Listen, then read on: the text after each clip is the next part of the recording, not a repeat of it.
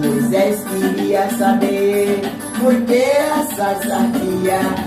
não se consumia. Queria saber, ouvi uma voz do céu que lhe dizia, ouvi uma voz do céu que lhe dizia: tira, tira, tira a sandália dos teus pés, porque o lugar